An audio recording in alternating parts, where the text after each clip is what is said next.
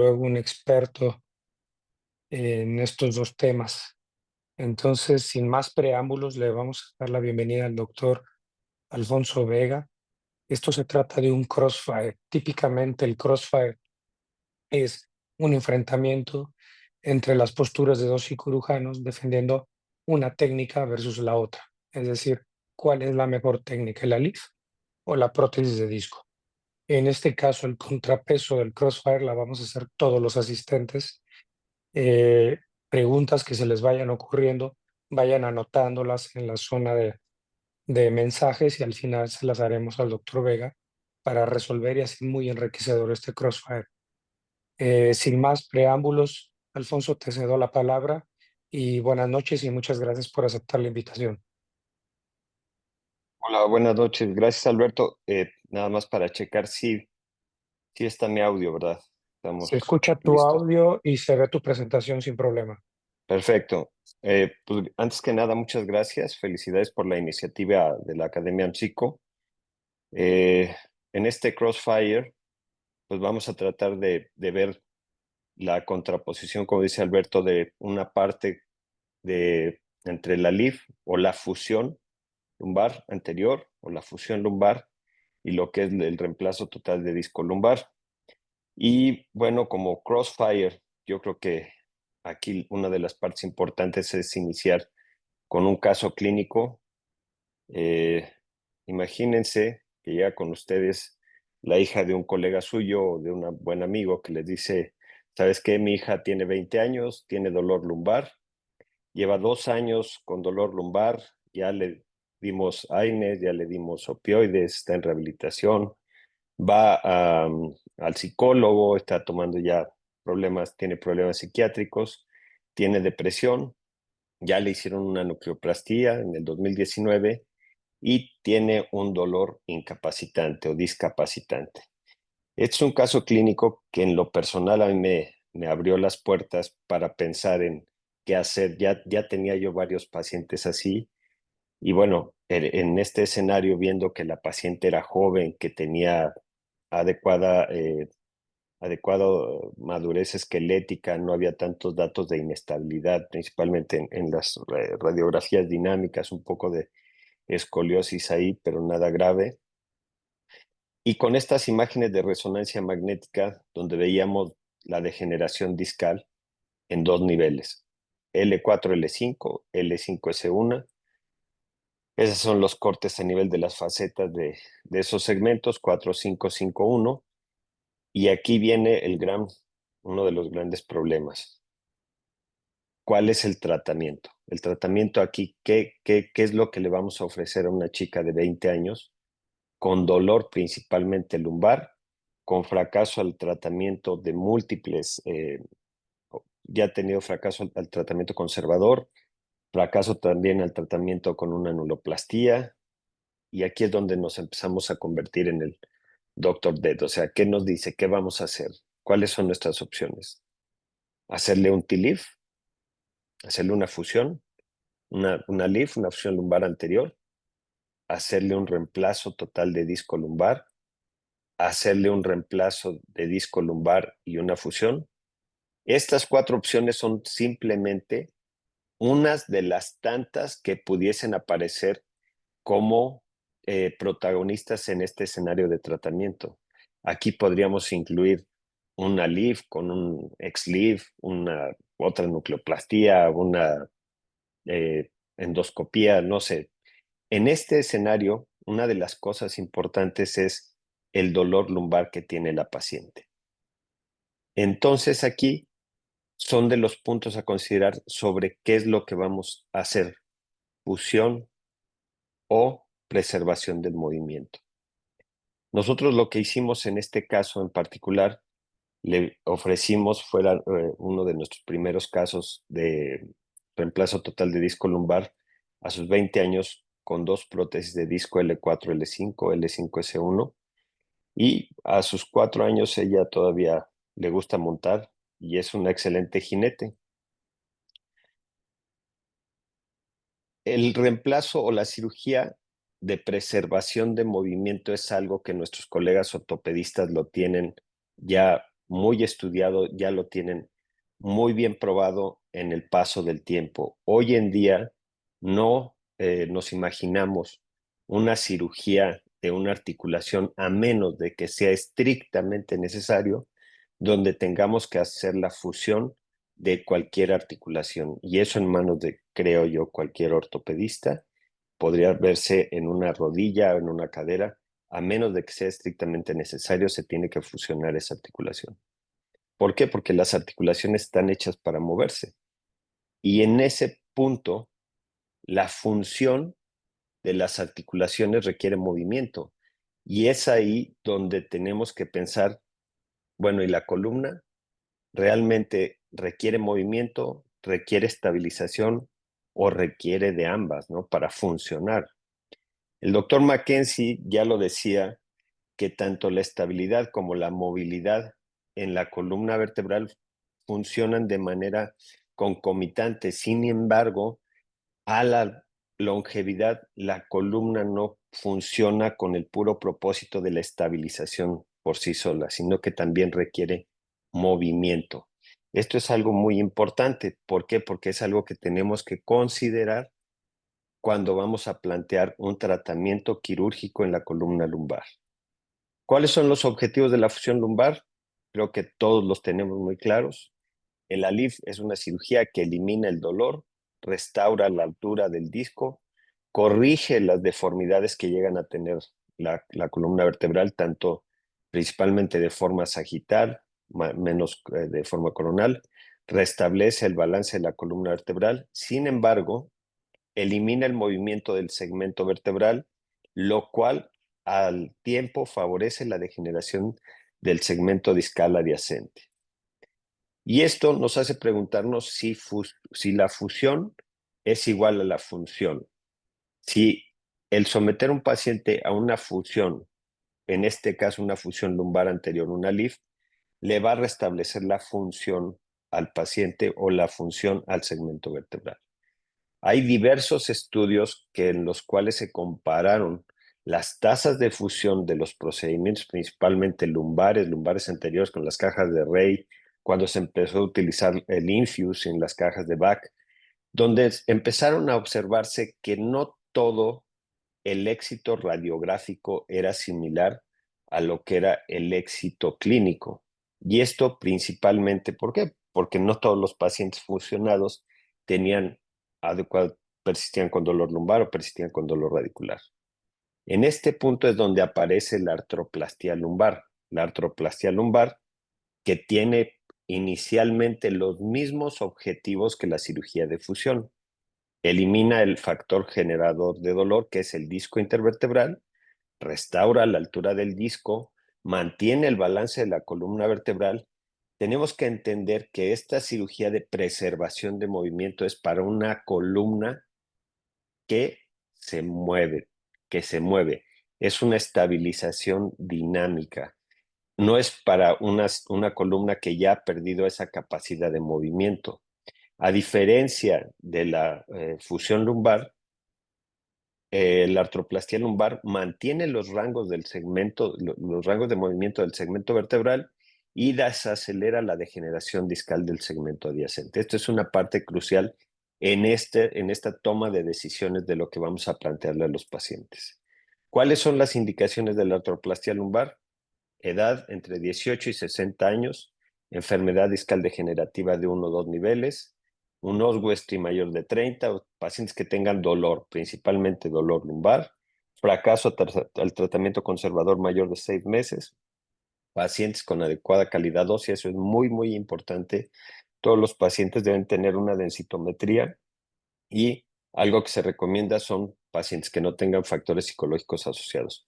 Probablemente son las mismas indicaciones si nosotros queremos hacer una cirugía de fusión lumbar anterior. Algo bien importante que tenemos que considerar, cómo vamos a definir la enfermedad degenerativa discal a nivel lumbar, como dolor lumbar o radicular con la degeneración del disco, principalmente confirmada por la historia clínica, el examen físico, y uno más de los estudios que se recomiendan aquí, como las radiografías, tomografía, resonancia magnética y nosotros en lo personal no hacemos discografías y normalmente la degeneración discal en la que entran los pacientes para el tratamiento del reemplazo de disco son pacientes con un Firman 3 o 4. ¿Cuáles son las contraindicaciones? Principalmente inestabilidad. Hay estudios donde consideran una listesis mayor de 3 milímetros, es una contraindicación, una escoliosis mayor de 11 grados, con pacientes que tienen defectos de la pars interarticular, pacientes con artrosis facetaria, pacientes con osteopenia, obesos o pacientes que tienen factores asociados como tumor, infección o fracturas. Dentro de la evolución de la preservación de movimiento, hoy en día podemos hablar de que existen 4 generaciones de prótesis de disco lumbar. La primera generación, que fue la prótesis Charité, que se desarrolló en el 84 en Alemania, que empezó sus estudios en la FDA en el 2000 y fue aprobada hasta el 2004. La segunda generación, que es ProDisc 2, esta fue desarrollada por Thierry Marnet en Francia, y esta empezó sus estudios en la FDA en el 2002, aprobada para el 2006. Esta segunda generación tiene 3 grados de libertad de movimiento. La de tercera generación, que es Active L, esta prótesis fue desarrollada por el grupo del doctor Rolando García. Empezó sus estudios en Estados Unidos en el 2007 y fue aprobada hasta el 2015. Entonces, esta prótesis es de tercera generación, tiene 4 grados de libertad de movimiento. Hoy en día, aunque todavía no hay prótesis aprobadas por la FDA, las prótesis viscoelásticas probablemente sean el futuro de lo que va a ser una prótesis que simula totalmente un disco intervertebral. Tienen la capacidad de una absorción de impacto que las otras prótesis no, tienen un núcleo artificial y tienen 6 grados de libertad de movimiento y prácticamente tienen todos los movimientos de lo que es el disco intervertebral fisiológicamente. Hay otro tipo de prótesis que se están desarrollando principalmente para evitar el abordaje lumbar anterior, como son las prótesis de disco posteriores, como la que ven en la parte de arriba de su pantalla, en el lado derecho.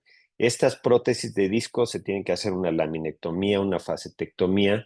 Son 2 prótesis que se ponen como un PLIF y se tienen que complementar con unas prótesis facetarias como lo es el TOPS.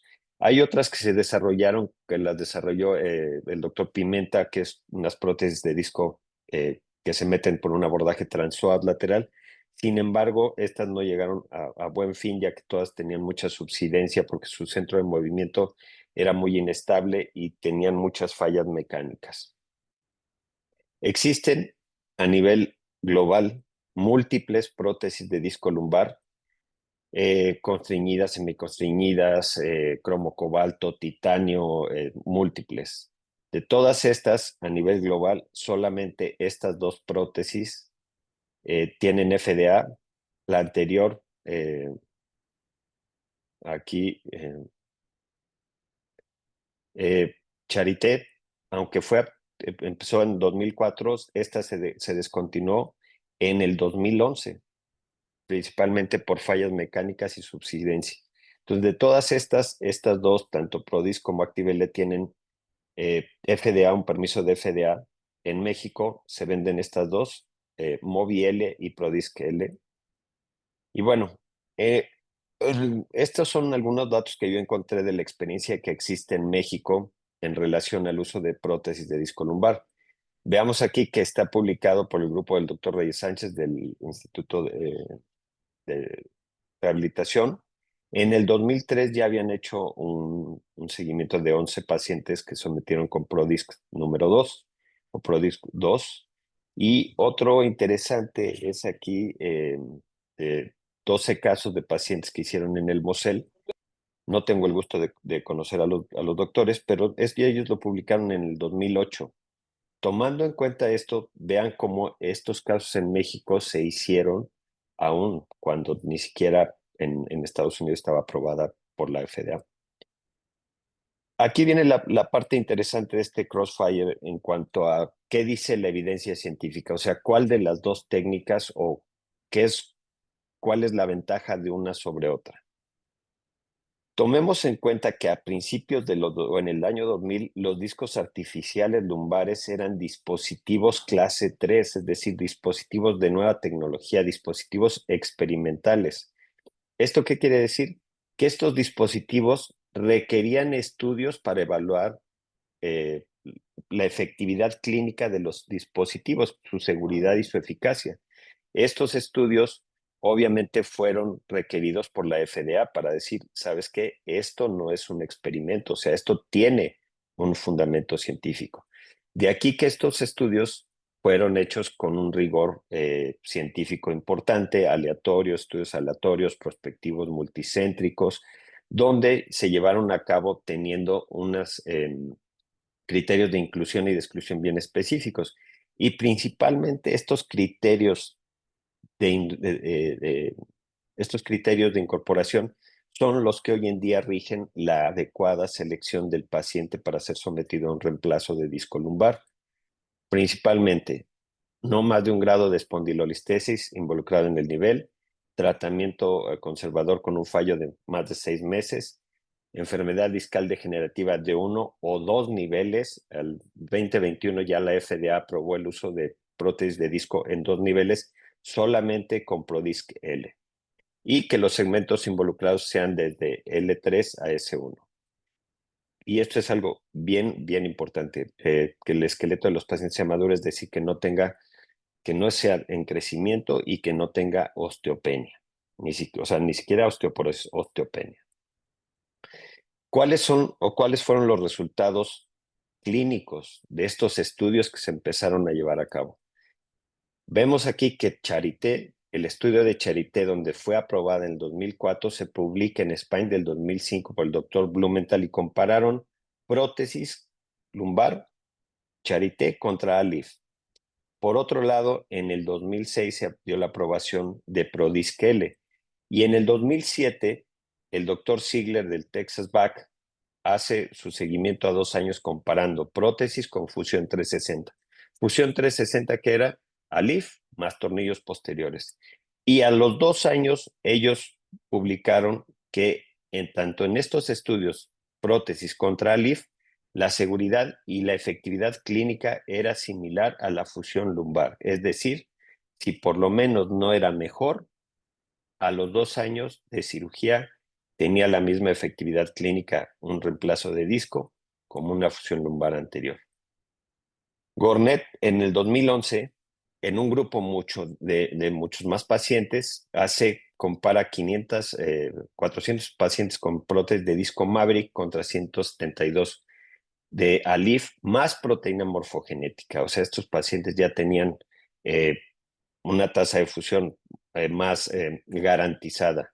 Sin embargo, a los 2 años, el grupo de investigación vieron que los resultados clínicos en estas evaluaciones a 2 años con la prótesis Maverick fue mucho mejor, es decir, menor dolor, un osguesto menor, satisfacción del paciente. En el 2015, cuando sale la prótesis de Activel, aquí ya por el trayecto que ya llevaban recorridos tanto Charité como Activel, lo que hace Rolando García es comparar la prótesis de disco Activel, esta prótesis de tercera generación, contra estas dos prótesis a 2 años. ¿Y qué es lo que ve? Que Activel, siendo una prótesis que tiene ciertas ventajas mecánicas, fue superior en mantener su rango de movimiento. Estos mismos estudios le dan seguimiento a 5 años. A 5 años, lo que ven que en el estudio de Charité persisten el Oswestry y el EVA sin cambios de 2 a 5 años. Mantienen el grupo de artroplastía sus rangos de movimiento, pero aquí algo bien importante que ya empezaron a notar: a 5 años la tasa de reoperación era mucho menor en los pacientes de artroplastía lumbar que en los pacientes de fusión. Tomando en cuenta que aquí se comparó una LIF contra la artroplastía. En el grupo de Prodisc L a 5 años, igualmente los cambios, la evaluación clínica permanecía constante, los pacientes no se movían tanto en un grupo como en el otro, se mantenían los rangos de movimiento de las prótesis en una media de 7.2 grados, y nuevamente aquí vemos como la tasa de reintervención fue del 6.8% de los pacientes de artroplastía contra 12% de los pacientes para ALIF. El mismo estudio de Gornet a 5 años con la prótesis Maverick va sobre el mismo rumbo. Muestra la persistencia de la mejoría clínica de los rangos, principalmente en cuestión a dolor. Algo interesante a comentar aquí es que pese a que Maverick, siendo una prótesis que alcanzó la aprobación de la FDA, fue una prótesis que no salió al mercado, o sea, pese a que nunca se vendió. Se comenta que uno de sus limitantes fue el uso de esta reacción metal-metal, donde vieron en estudios retrospectivos que tenían mucha metalosis los pacientes. Y eso fue que a pesar de que los estudios del FDA salieron a favor, esta prótesis no llegó a un buen fin mercantil. Ahora, en el estudio de Rolando García, donde compararon las prótesis Activel y Prodisc L a 5 años, el grupo de Activel seguía con mejores rangos de movimiento que los de Prodisc L. Un dato interesante aquí es que la tasa de recuperación a 5 años con Active L fue el 0.9% contra Prodisc del 4.7%. Aquí, en este metaanálisis del 2018, 4 estudios controlados y aleatorios a largo plazo, 5 años, con un nivel de evidencia 1A. Veamos aquí cómo la evidencia científica es muy alta cuando se comparan estos dos, en los estudios de Gornet, de Goyer, de Ziegler y un estudio europeo. Todos ellos comparan ALIF contra prótesis, ya sea Charité, Maverick, Prodisc-L, y este estudio europeo donde también aquí comparan tanto la fusión lumbar como PLIF, TLIF contra varios tipos, PRODIS, Charité, Maverick. ¿Qué es lo que vemos aquí en este estudio? Que tanto la función clínica, el dolor principalmente y la discapacidad fueron mejores a favor de la prótesis de disco, del reemplazo total de disco. Y algo bien importante, a 5 años el índice de reoperación fue menor en las prótesis de disco que en el ALIF. La artroplastía lumbar, esto concluye el estudio, es una alternativa efectiva y eficaz a la fusión lumbar para la enfermedad discal degenerativa. ¿Cuáles son los resultados a 7 años? Aquí este estudio de 7 años, donde es el mismo estudio de Prodisc contra o versus Activel. Los beneficios de Prodisc y Activel se mantienen después de 7 años para dolor lumbar, calidad de vida y el uso de opioides.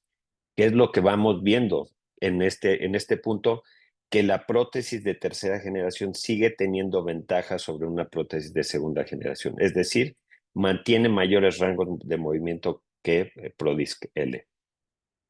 Aquí es bien importante, en AMSICO, en una reunión similar, uno de los de Poncho Núñez comentaba que todos sabíamos que no sabíamos qué iba a pasar con una prótesis a 20 años. Bueno, en este año, igual el grupo del doctor Goyer del Texas Back publicó en el 2024 este estudio de reoperación y revisión de pacientes con prótesis. Ellos operaron su primer paciente en el 2000, llevan 2.141 pacientes operados y llevan 27 casos revisados, es decir, la tasa de reoperación es del 1.26%.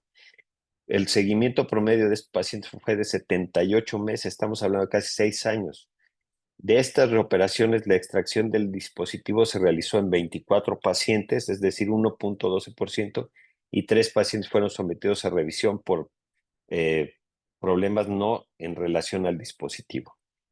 Un punto importante a considerar aquí cuando hablamos de reoperación es que el 40.7% de las revisiones o remociones ocurrieron en los primeros 25 casos de prótesis de disco lumbar realizada por los cirujanos.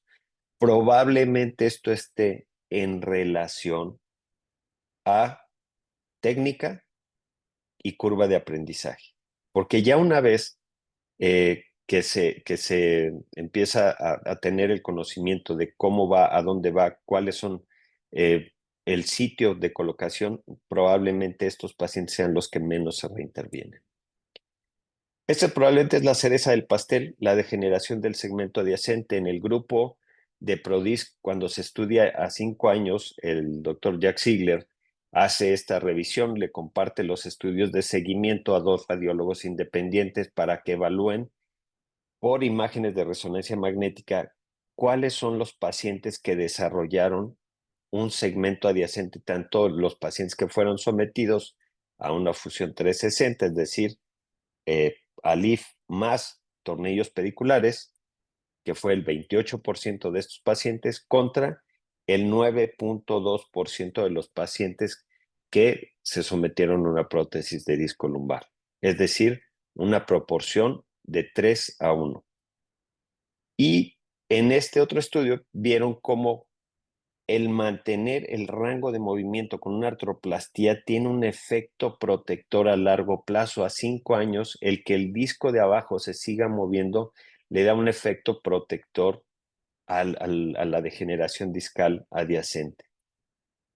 Hoy en día podemos hacer y utilizar ambas herramientas, tanto la fusión lumbar anterior como las prótesis de disco. Esto antes del 2021 era algo que por lo menos en Estados Unidos se hacía con frecuencia, ya que no estaba aprobado por la FDA el uso de 2 prótesis de disco eh, en la columna lumbar. Hasta el 2021 que la FDA aprobó a ProDisc el uso en 2 niveles. Pero este tratamiento híbrido funciona muy bien cuando tenemos una adecuada selección de pacientes. Pueden coexistir ambas técnicas para mejorar o generarle mejores resultados al paciente. En conclusión, con base a la evidencia científica disponible de estos dispositivos, probablemente sean los más estudiados con un buen nivel de evidencia científica, un nivel 1A y 1B. La artroplastia lumbar es una alternativa de tratamiento y efectiva a la fusión en pacientes seleccionados apropiadamente. Creo que esto es el éxito en cuanto al resultado de la selección de los pacientes. Pacientes que, si tú seleccionas adecuadamente, pueden someterse a artroplastia sin duda. Es igual de efectiva clínicamente que la fusión lumbar, lo dice la literatura. Disminuye el riesgo de segmento adyacente, lo dice la literatura. Hay un menor riesgo de reoperación a 5 años, está sustentado por la literatura. Hoy en día hay muchas organizaciones internacionales a nivel regional y lumbar, como es el ISAS, que con base a la evidencia científica disponible apoyan el reemplazo total de disco tanto cervical y lumbar como una alternativa de tratamiento segura y efectiva a la fusión. Esto lo podemos ver en este cuadro donde como el NAS, como en Reino Unido, Canadá, Europa, Australia, se han puesto las pilas y han recomendado o ellos recomiendan que la prótesis del reemplazo total de disco lumbar sea considerado como un estándar de tratamiento en el paciente que tenga una enfermedad discal degenerativa sintomática, por lo menos hasta que salió este artículo, que fue en el 2017 para un solo nivel. Pero esto, el que sea considerado la prótesis de disco un estándar de tratamiento, es algo que sí lo debemos contemplar como parte del armamentario que le vamos a ofrecer a nuestros pacientes que tienen criterios específicos para someterse a este tipo de tratamientos. Muchas gracias.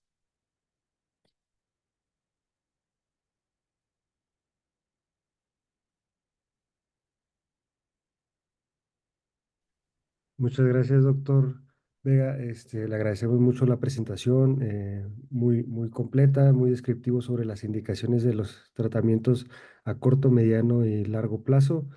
Vamos a continuar con la parte de la sesión que son el crossfire con las preguntas. Vamos a iniciar con las preguntas hacia hacia las personas que se encuentran conectadas y sobre lo que han publicado en el chat. ¿Qué hay acerca sobre los residuos o el debris de las prótesis. Obviamente ha modificado esto con el cambio del metal-metal al polímero que se utiliza ahora para las prótesis y la vida media de estos implantes.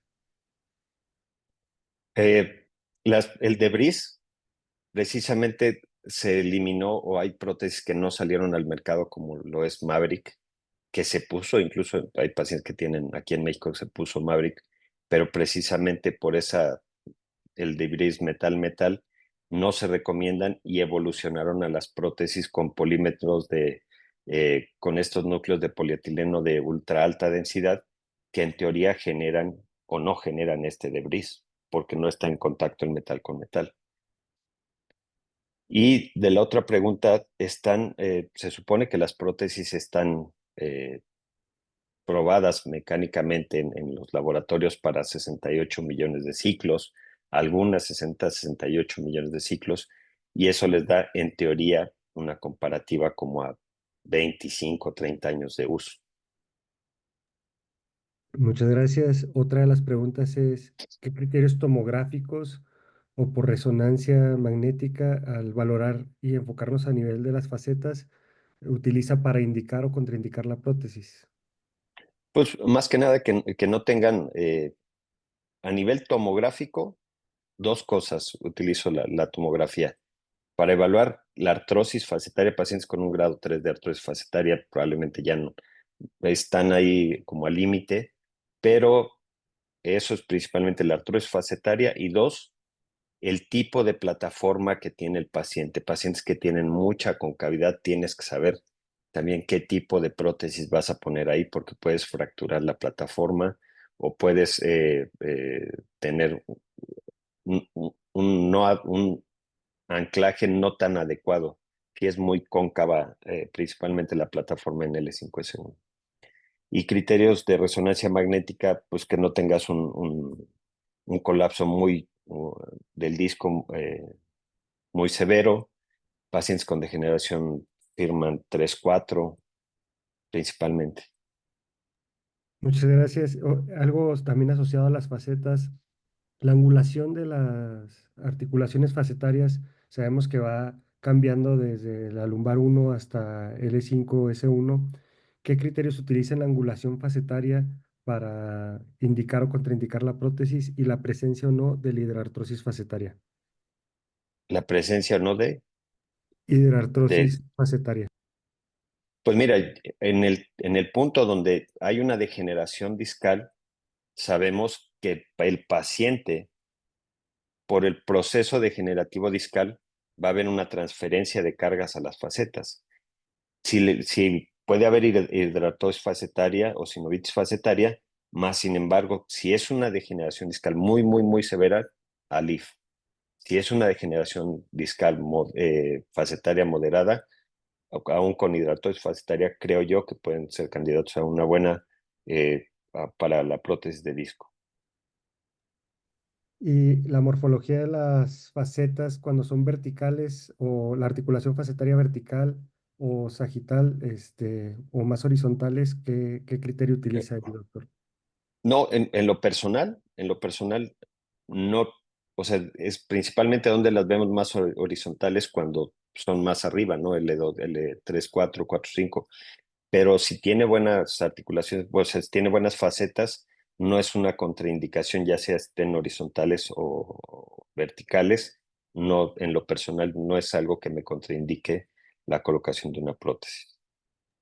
Muchas gracias. Probablemente, si fuera un L5S1 con una incidencia pélvica muy alta, con unas facetas verticales, lo pensaría. Muchas gracias, doctor. Otra pregunta también aquí en el chat es el rango de edad que de 18 a 60 años lo considera el adecuado para la colocación de prótesis o utiliza otro rango de edad para la colocación de las mismas. Más que nada 18 a 60, pero después de los 50, eh, el paciente más longevo que tengo es de 64 con buena calidad ósea. Yo creo que más allá de la edad, punto importante es la calidad de hueso, que no tenga osteopenia y que no tenga artrosis facetaria importante. Puede estar a lo mejor un poco más hacia los 60 y algo, pero si tiene buena calidad ósea y no tiene tanta degeneración facetaria, creo que son buenos candidatos. Y el más joven que ha colocado prótesis, ¿qué edad fue, doctor? 20. 20 O sea, años. fue esa paciente. Tengo 2 pacientes de 20 años y al final era un reto para mí. Yo venía de poner Alif, como parte de una estrategia de reoperar al paciente eh, con complicaciones lumbares. El Alif para mí fue el ver pacientes que estaban complicados, pacientes a lo mejor de otras personas que estaban complicados y que tenía que buscar una opción para reintervenir esos pacientes sin ocupar el corredor previo. Entonces empezamos a desarrollar el Alif. Me tardé muchos años en migrar hacia la preservación de movimiento, pero ya conocía las ventajas del abordaje quirúrgico. Entonces creo yo que esa parte de evolución te abre mucho la puerta para obtener unos buenos resultados si seleccionas bien al paciente. Muchas gracias. Otra pregunta también aquí en el chat es pacientes que ya fueron operados previamente de una disectomía secundaria, una hernia lumbar y que hicieron un abordaje posterior, ya sea tubular o abierto, ha recurrido a la colocación de prótesis posterior como cirugía de revisión. Sí, o sea, incluso la, pacientes que han tenido microdisectomías que tienen integridad facetaria, sí los hemos reoperado. Pacientes con hernias de disco migradas, extruidas, donde predomina o está el dolor lumbar y el dolor radicular, se puede por el abordaje lumbar anterior hacer la resección de la hernia y los pacientes que tienen integridad facetaria, así se han sido reoperados, sí se les puede hacer una revisión, una reoperación a través de una prótesis de disco lumbar. ¿Considera usted la infiltración grasa como un parámetro o para contraindicar la prótesis lumbar? La infiltración grasa en los músculos. Sí, sí, en multífidos paravertebrales y un paciente con datos de sarcopenia como una contraindicación de prótesis. Ah, probablemente no, digo, en lo personal no lo tomaría así. La mayoría de estos pacientes, pues son pacientes jóvenes, esbeltos, eh, que en lo personal tienen, o sea, es un grupo selecto de pacientes, que en la mayoría probablemente sarcopenia sería un paciente muy obeso o que no haga nada de ejercicio, pero si te das cuenta, los criterios de inclusión de estos pacientes son eso, o sea, no son gordos, no tienen osteopenia, no tienen inestabilidad. O sea, eso es un grupo muy selecto de pacientes, pero no lo consideraría yo como un criterio de exclusión para este tipo de pacientes. Muchas gracias, doctor. Otra pregunta también es en relación a la degeneración discal y los cambios firman que pueden presentar los discos. ¿Cuándo considerar un disco negro como funcional o no funcional para utilizar un recambio de disco con una prótesis? Y si ha utilizado o qué ha encontrado con las resonancias magnéticas dinámicas. Casi en lo personal no tengo mucha experiencia con las prótesis dinámicas, no me gusta la calidad que tienen, eh, se me parece es de 0.5 Teslas. El disco intervertebral con cambios MODIC, ¿me dijiste? ¿O Firman, Firman. degeneración Firman? O sea, tiene que ser realmente para que haya una contraindicación de prótesis, un colapso vertebral muy, muy, muy severo que muchas veces va de la mano de una artrosis facetaria muy importante. Y ahí, pues difícilmente vas a colocar una prótesis de de alto de 1 centímetro, que son normalmente las que hay aquí. Hay otras más pequeñas que creo que Moby L es un poco menor de 1 centímetro, pero un disco totalmente colapsado difícilmente lo va a abrir una prótesis, o corres el riesgo de que tengas un fracaso, te expulse la prótesis, o que las mismas facetas no se abran y eso también te va a hacer un efecto de cizalla en la parte posterior. Muchas gracias. Otra pregunta más es, basándonos en las incidencias pélvicas altas y bajas y los diferentes implantes y las angulaciones en plataforma superior e inferior de las prótesis, en incidencias pélvicas altas, ¿qué combinación de angulación en la prótesis prefiere utilizar? Hay unas que son de 11 grados, pero lo que se modifica ahí, por lo menos en ProDisc L, son las que están más anguladas. En lo personal, pues no tengo experiencia, o en todos los pacientes, unas pacientes con una incidencia pélvica muy, muy alta, no he tenido como la experiencia de ponerlas así, pero unas incidencias pélvicas moderadas, simplemente tienes que elegir tu dispositivo con mayor angulación. Tiene que ser de 11 grados, principalmente combinación de 8-3, que es como normalmente los ocupo. Muchas gracias, doctor. Otra pregunta aquí en el chat es, en relación al tiempo para el retorno a actividades físicas de la prótesis de disco versus el ALIF standalone, ¿cómo considera este retorno? ¿Cuál es más rápido y qué recomendaciones se le ofrece al paciente? Normalmente los 2 primeros meses en la prótesis de disco lumbar es una movilización pasiva. ¿Por qué? Porque estás buscando que se integre, por lo menos en ProDisc L, que es la que normalmente yo uso.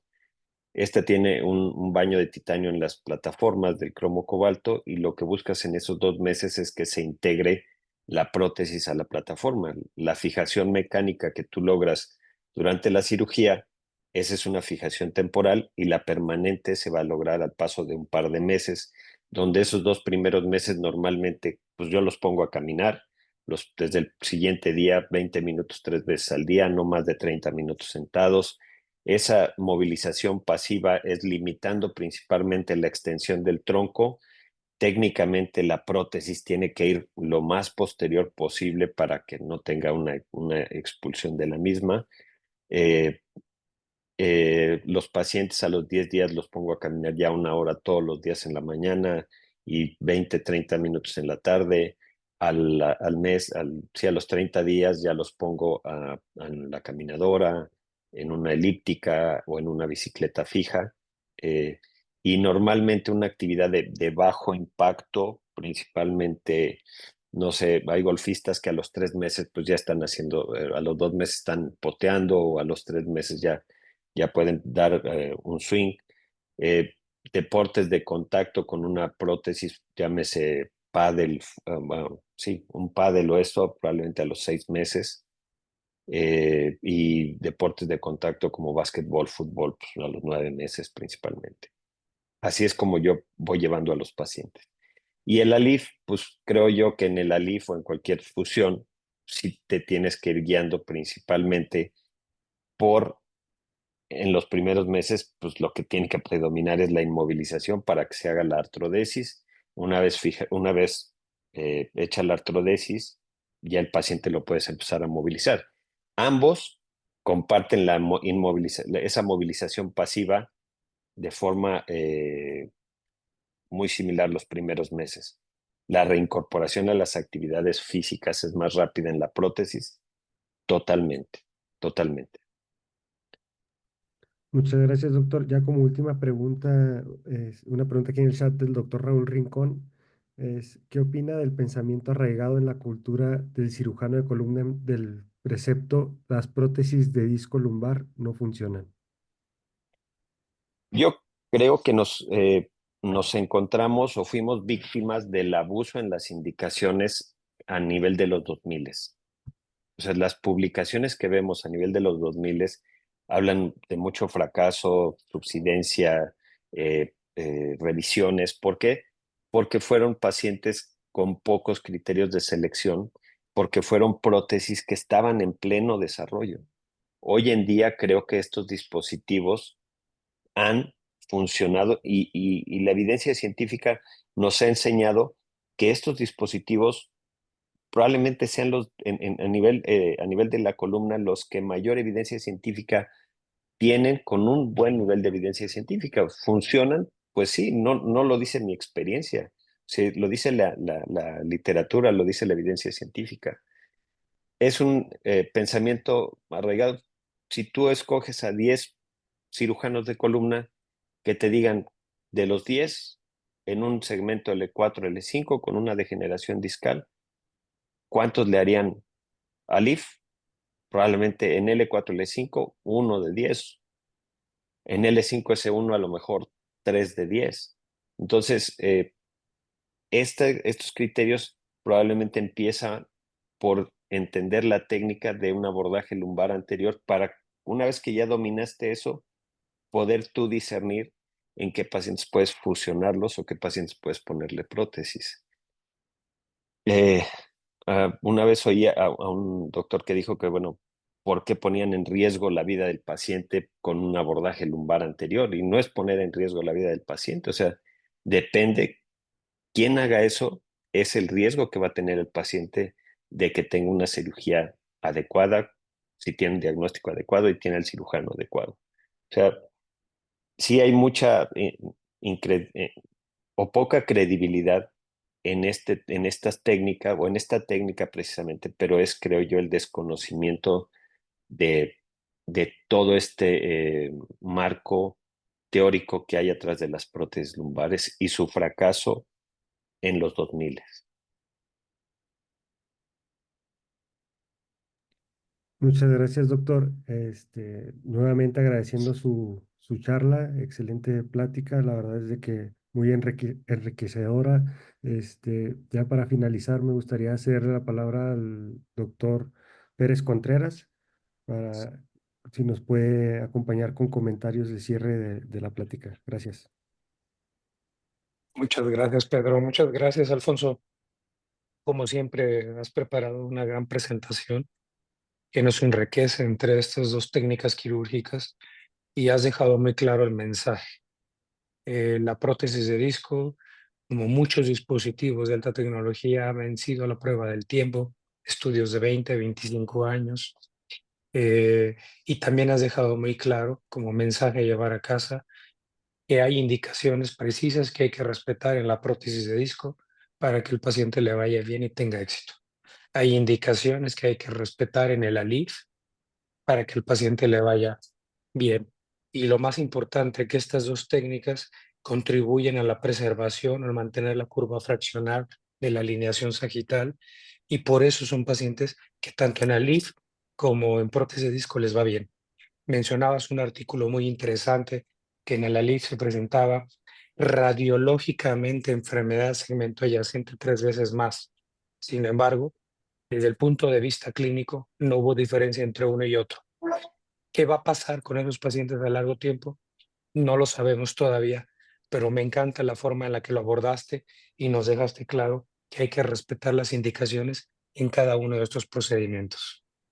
Te lo agradezco mucho, Alfonso, y pues si tienen más preguntas, con todo gusto se las podemos hacer llegar al doctor Vega y vamos a subir la presentación completa al canal de YouTube para que la puedan ver y compartirnos sus comentarios.